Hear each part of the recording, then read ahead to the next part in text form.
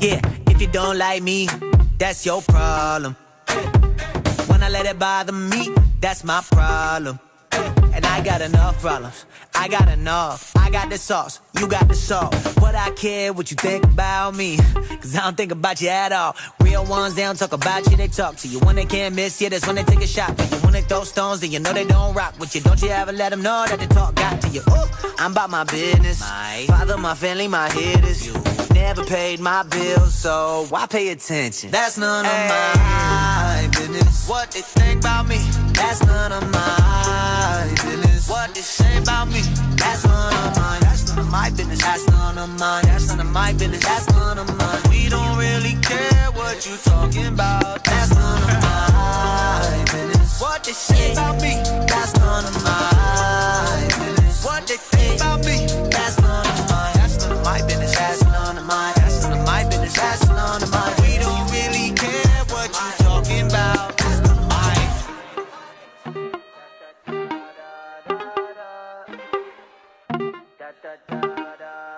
Yeah, if you don't like me, that's your problem. Hey, when I let it bother me, that's my problem.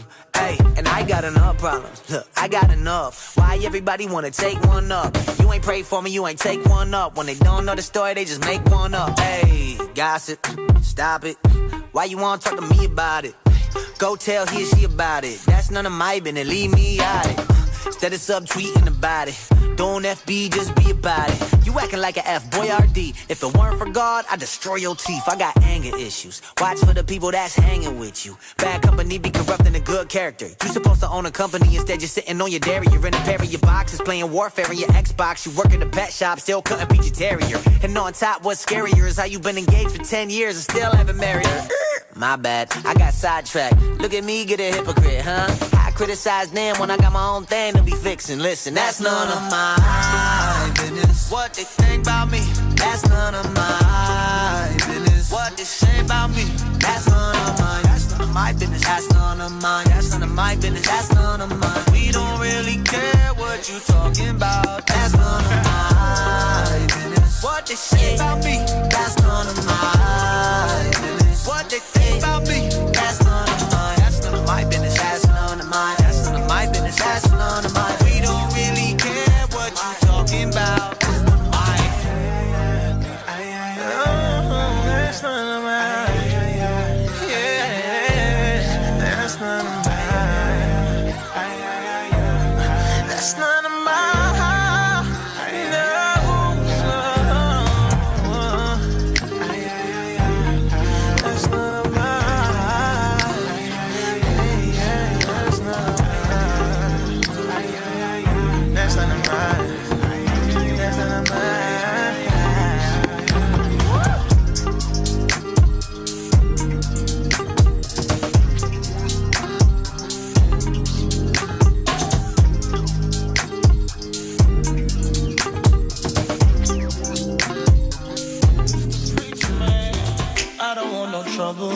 I just came to praise and worship with my brothers, praying to the Lord and hoping He forgive us. I want God to save us, don't want the streets to kill us. I'm like Mr. Preacher Man, I don't want no trouble.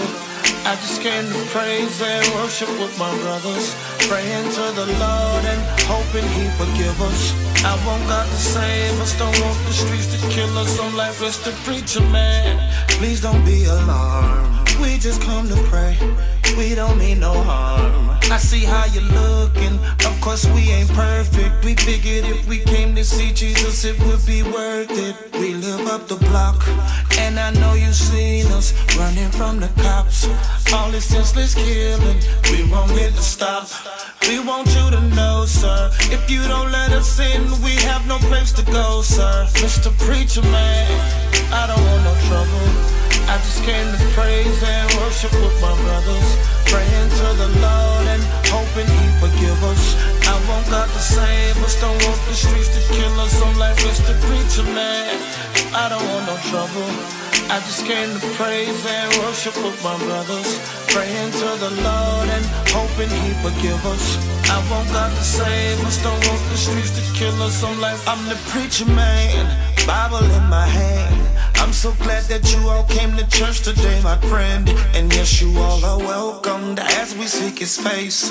Here we like the organ, I know you like bass. That's okay, we love the same God. We may dress a little different, but love the same God. And our issues may be different, but love the same God. We want you to know.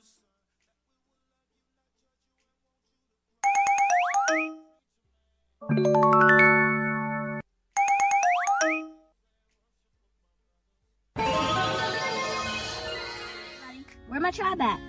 Welcome to Tribe Sessions every Sunday at 3:30 p.m. And we have Takeoff Thursdays every Thursday on Instagram.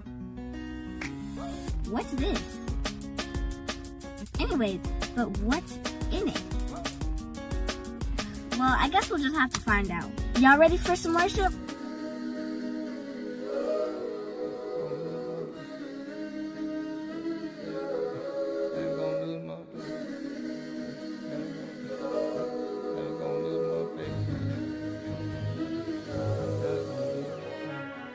It gets so hard, just trying to figure it out.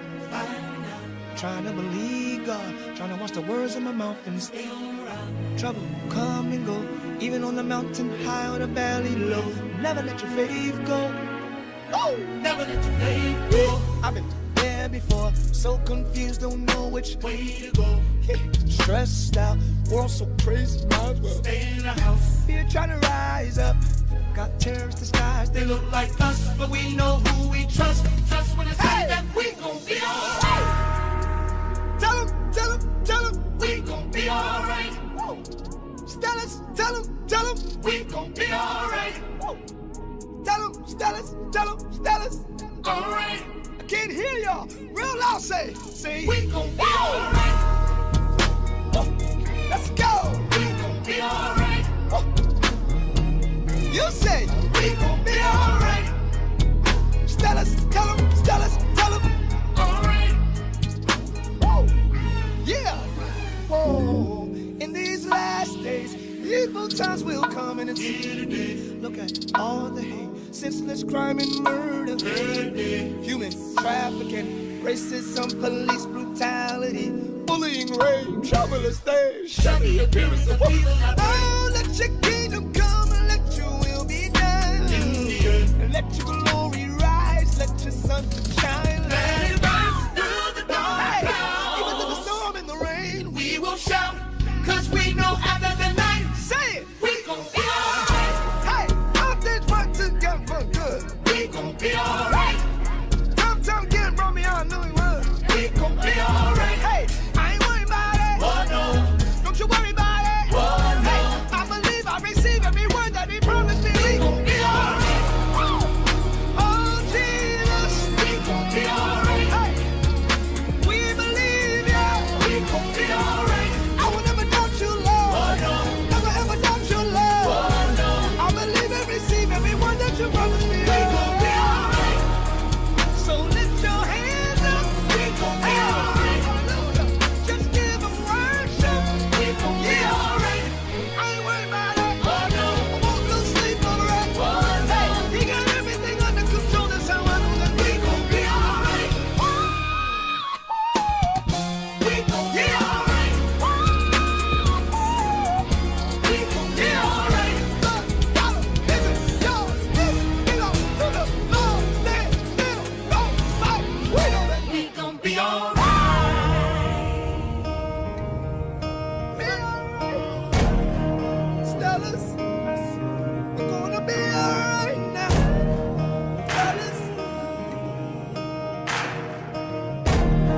Stellas, we're gonna be alright. Hey!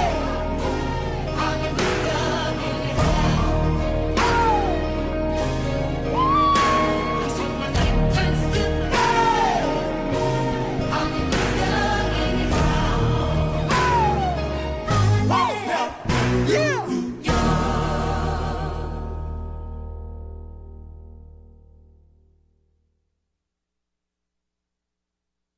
So I want to talk to you all about this concept of Being different, the call to be different, the call to be different. So let's do this. Let's jump into Numbers 14. We're gonna look at this story about Joshua and Caleb. Can we do that? All right, let's go. All right, so Numbers 14, the call to be different. We're gonna look at verses 1 through 9. I'm gonna read them real quick and then we're gonna go through them. So this is Israel. The people are rebelling. They kind of want to do their own thing. They feel like they've been out here wandering and trying to figure things out, and they're in this land of Canaan, and so they want to go in, attack Canaan, and take Canaan. So let's see what it says. Here we are at verse 14, Numbers 14, verse 1. That night, all the members of the community raised their voices and wept aloud. All the Israelites grumbled against Moses and Aaron, and the whole assembly said to them, "If only we had died in Egypt or in the wilderness. Why is the Lord bringing us to this land only to let us fall by the sword? Our wives and children will be taken as plunder. Wouldn't it be better for us to go back to Egypt?" And they said that to each other. "We should choose a leader and go back to Egypt." Then Moses and Aaron, who were already leading them, fell face down in front of the whole Israelite assembly gathered there. Verse 6, Joshua, son of Nun, and Caleb, son of Jephunneh, who was among these who had explored the land, tore their clothes and said to the entire Israelite assembly, "The land we passed through and explored is exceedingly good.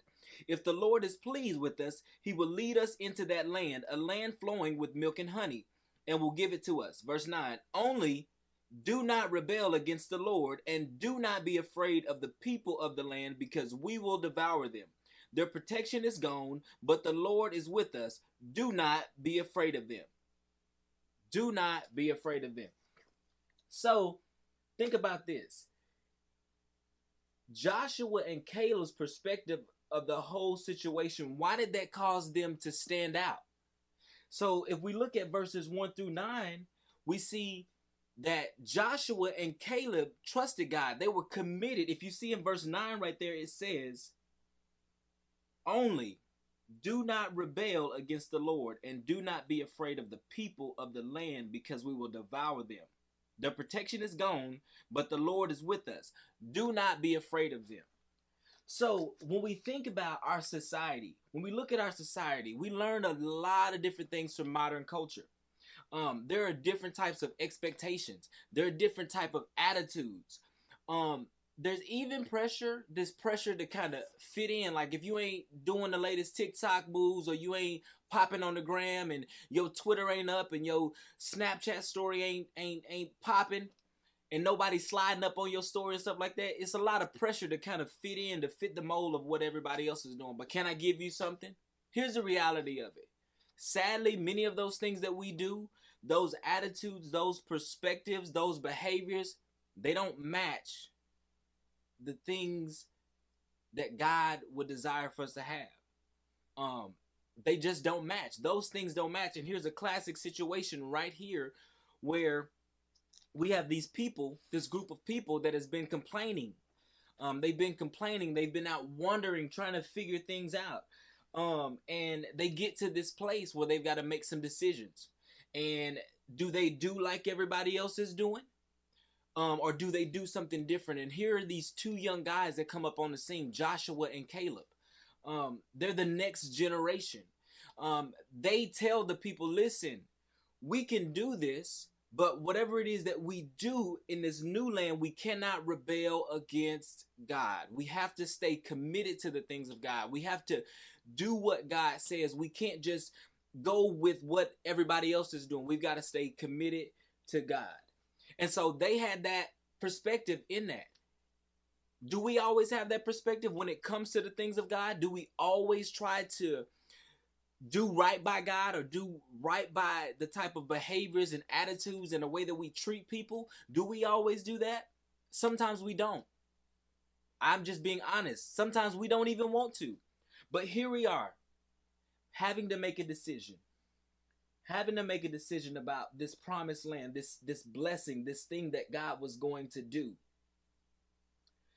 Did you see, if we look at verse 10, let's look at what the Israelites, how they feel, what they think about Caleb and Joshua. Verse 10 says it just like this: "But the whole assembly talked about stoning them. Then the glory of the Lord appeared at the tent of meeting to all of the Israelites." So here you have Moses and Aaron, who fell face down in front of everybody.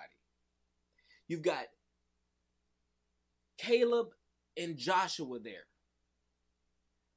trying to get the people to think differently and not rebel against God and be reminded that God will be with them.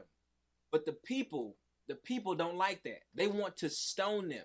Have you ever been in a situation where you know the right thing to do, and because it's the right thing to do that everybody else doesn't agree with, and so they feel some kind of way, they look at you all upside your head and sideways? Same situation right here. They wanted to stone them because of their perspective, because of the way that they saw what God could do, the way that they believed that God would bring them out, that the way that they believed that God would allow them to have the place of Canaan. Canaan was stronger than they were. They were outnumbered, but they believed that they could have it. And so because they believed that, the other people, the crowd, wanted to stone them. Here's how it works. Basically, they didn't like the fact that they were different. They hated them so much that they wanted to stone them. Watch what happens. Let's jump all the way down to verse 30. In verse 30, here's what it says. Verse 30 says it like this. Not one of you will enter the land I swore with uplifted hand to make your home, except Caleb and Joshua, son of Nun. So they were so committed to the things of God that they didn't want to look like anybody else. And we see that even in verse 30. We see that in verse 30 that they received a blessing. They were different. They were set apart. You are different. You were set apart. You have to be committed to the things of God. You don't have to do things the way that the world does. You don't have to do it the way that somebody else does. Let's look at Scripture. What does Scripture say about the goal of being different? Romans 12, 1-2 says it just like this. Do not conform to the world, but be transformed. That means whatever the world is doing, I don't have to accept and do the same thing. I'm called to be different. I'm called to make a difference. I'm called to stand out. It doesn't mean that I have to be weird or I have to look funny. I just don't conform to what the world is doing. But I'm transformed by how? By the renewing of my mind every day. That means I get with God. I spend time with God. I seek Him. I spend time in the Word so that He can transform me to what He wants me to do, so that I can do the things in this earth that He would allow me to do. And so it's okay to be different. As we see here today, it's totally okay to be different, but you have to be trusting and believing that what God is doing in your life. So even if you stand out, that's okay. Even if you don't fit in, that's okay. Here's how you do that. Our goal is to conform into the image of Christ. Romans 8:29. Take a look at it. It's to conform to be the image of Christ. As followers of Christ, we're not called to look different, to act weird, any of those things that you may think, but we are called to rise above the norm and live a life that glorifies Christ.